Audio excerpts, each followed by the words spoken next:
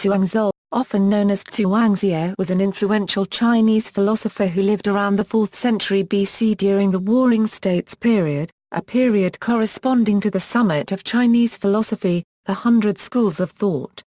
He is credited with writing in part or in whole a work known by his name, the Zhuangzi, which expresses a philosophy of skepticism, arguing that life is limited and knowledge to be gained is unlimited.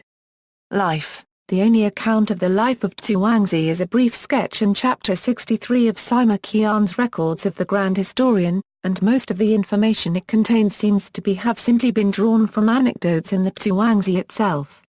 In Sima's biography, he is described as a minor official from the town of Meng in the state of Song, living in the time of King Hui of Liang and King Chuan of Qi. Sima Qian writes, Zhuangzi had made himself well acquainted with all the literature of his time, but preferred the views of Laozi, and ranked himself among his followers, so that of the more than 10 myriads of characters contained in his published writings the greater part are occupied with metaphorical illustrations of Lao's doctrines. He made the Old Fisherman, the Robber Chill, and the Cutting Open Satchels, to satirize and expose the disciples of Confucius, and clearly exhibit the sentiments of Lao. Such names and characters as Wei Lishu and Kang Sangzi are fictitious, and the pieces where they occur are not to be understood as narratives of real events. But Zhuang was an admirable writer and skillful composer, and by his instances and truthful descriptions hit and exposed the muists and literati. The ablest scholars of his day could not escape his satire nor reply to it, while he allowed and enjoyed himself with his sparkling, dashing style. And thus it was that the greatest men, even kings and princes, could not use him for their purposes. King Mi of Chu, having heard of the ability of Zhuang Zhou, sent messengers with large gifts to bring him to his court, and promising also that he would make him his chief minister. Zhuangzi, however, only laughed and said to them, 1,000 ounces of silver are a great gain to me. And to be a high noble and minister is a most honorable position. But have you not seen the victim ox for the border sacrifice?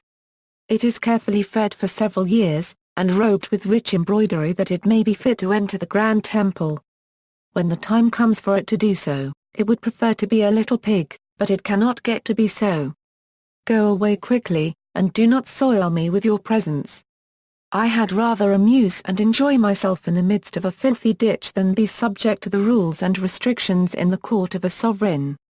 I have determined never to take office, but prefer the enjoyment of my own free will. The validity of his existence has been questioned by some, including Russell Kirkland, who writes, according to modern understandings of Chinese tradition, the text known as the Zhuangzi was the production of a Taoist thinker of ancient China named Zhuang Zhou. In reality, it was nothing of the sort. The Zhuangzi known to us today was the production of a thinker of the 3rd century CE named Guo Xin.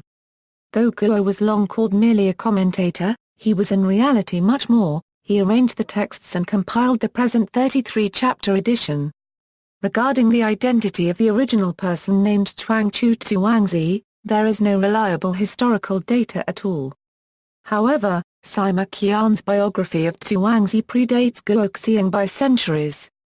Furthermore, the Han Shuiwanzi lists a text Zhuangzi, showing that a text with this title existed no later than the early 1st century CE, again predating Guo Xiang by centuries.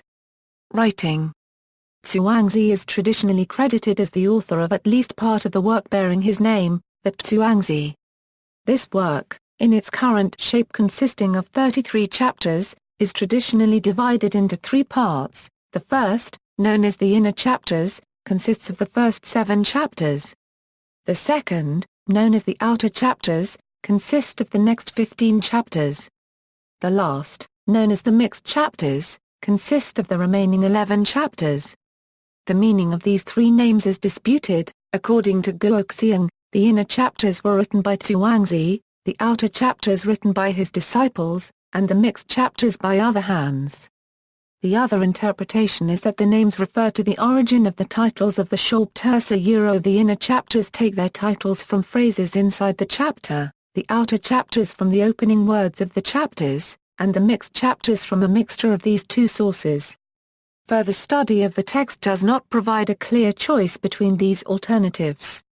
On the one side, as Martin Palmer points out in the introduction to his translation, 2 of the 3 chapters Sima Qian cited in his biography of Zhuangzi come from the outer chapters, and the third from the mixed chapters. Neither of these are allowed as authentic Zhuang Zhou chapters by certain purists, yet they breathe the very spirit of Zhuang Zhou just as much as, for example, the famous butterfly passage of Chapter 2. On the other hand, Chapter 33 has been often considered as intrusive, being a survey of the major movements during the 100 schools of thought with an emphasis on the philosophy of Huishi. Further, A.C. Graham and other critics have subjected the text to a stylistic analysis and identified 4 strains of thought in the book: A. The ideas of Zhuangzi or his disciples. B. A primitivist strain of thinking similar to Lozi. C. A strain very strongly represented in chapters 8 to 11 which is attributed to the philosophy of Yang Chu. And D. A fourth strain which may be related to the philosophical school of Huang Lao. In this spirit, Martin Palmer wrote that trying to read Zhuang Zhou sequentially is a mistake. The text is a collection, not a developing argument. Zhuangzi was renowned for his brilliant wordplay and use of parables to convey messages. His critiques of Confucian society and historical figures are humorous and at times ironic. Zhuangzi's philosophy, in general, Zhuangzi's philosophy is skeptical, arguing that life is limited and knowledge to be gained is unlimited. To use the limited to pursue the unlimited, he said, was foolish. Our language and cognition in general presuppose a Tao to which each of us is committed by our separate past our paths. Consequently, we should be aware that our most carefully considered conclusions might seem misguided had we experienced a different past. Zhuangzi argues that in addition to experience, our natural dispositions are combined with acquired unease including dispositions to use names of things, to approve-disapprove based on those names and to act in accordance to the embodied standards. Thinking about and choosing our next step down our Tao or path is conditioned by this unique set of natural acquisitions. Zhuangzi's thought can also be considered a precursor of relativism and systems of value. His relativism even leads him to doubt the basis of pragmatic arguments since this presupposes that life is good and death bad. In the 4th section of The Great Happiness, Zhuangzi expresses pity to a skull he sees lying at the side of the road. Zhuangzi laments that the skull is now dead, but the skull retorts, "How do you know it's bad to be dead?" Another example about 2 famous courtesans points out that there is no universally objective standard for beauty. This is taken from Chapter 2 on arranging things, or discussion of setting things right, or, in Burton Watson's translation, discussion on making all things equal. Men claim that Mao, Qiang and Lady Li were beautiful, but if fish saw them they would dive to the bottom of the stream. If birds saw them they would fly away, and if deer saw them they would break into a run. Of these 4, who knows how to fix the standard of beauty in the world?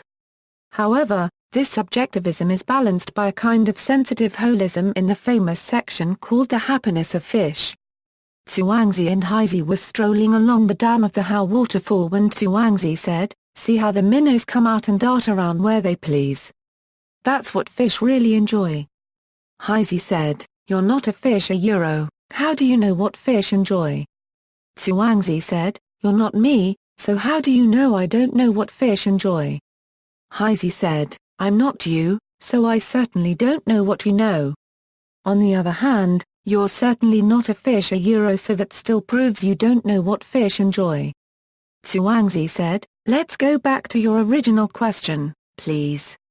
You asked me how I know what fish enjoy so you already knew I knew it when you asked the question.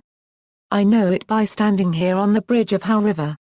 The traditional interpretation of this Taoist staple, writes Chad Hansen, is a humorous miscommunication between a mystic and a logician. The encounter also outlines part of the Taoist practice of observing and learning from the natural world. Anarchism Zhuangzi said the world does not need governing. In fact it should not be governed, and, good order results spontaneously when things are let alone. Ecology In Chapter 2, Zhuangzi outlines concepts describing the interdependence of things in a way that foreshadows modern ecological thinking. As is typical in Taoism, the emphasis is on the interdependence of opposing concepts, and in Swansea's distinctive style this point is pushed to absurdity. There is no thing that is not that. There is no thing that is not this. That doesn't see itself as that. Self-knowledge precedes knowing others. So it's said, that arises out of this, but this is also caused by exactly that. This is the theory that this and that are born together. And although this is true enough, where there's birth, there's death. Where there's death, birth. Where there's a possible, there is the impossible. With the impossible, the possible. Cause right and you cause wrong. Cause wrong, cause right. Right? So be it. See also, Dream Argument, Lizi, Tao Te Ching. Notes and references. References, Ames, Roger T., The mention concept of Wren crossing, does it mean human nature? Unregistered trademark in Chinese texts and philosophical contexts, ed. Henry Rosemont, Jr. La Salle, Open Court Press. Ames, Roger T. ed. Wandering at Ease in the Zhuangzi. Albany, State University of New York Press. Breer, Brian. Zhuangzi Speaks, The Music of Nature. Princeton, Princeton University Press. ISBN 978-0-691-00882-0. Chan, Winged Sit. A Sourcebook in Chinese Philosophy. USA, Princeton University Press. ISBN 0-691-01964-9. Chang, Chung Yuan. Creativity and Taoism, A Study of Chinese Philosophy, Art, and Poetry. New York, Julian Press. Creel, Herrlee G. What is Taoism? And Other Studies in Chinese Cultural History. Chicago, University of Chicago Press. ISBN 0-226-12047-3. Hansen, Chad. The Relatively Happy Fish, Asian Philosophy 13 145-164. Meyer, Victor H. Wandering on the Way, Early Taoist Tales and Parables of Zhuang Zhou. New York, Bantam Books. ISBN 0-553-37406-0. Merton, Thomas. The Way of Zhuang Zhou. New York, New Directions. Waltham, Clay. Zhuang Zhou, Genius of the Absurd. New York, Ace Books. Watson, Burton. Early Chinese Literature. New York, Columbia University Press. Watts, Alan. With Huan, Al-Chung Liang. Tao, The Water Course-Way. New York, Pantheon Books. ISBN 0-394-73311-8.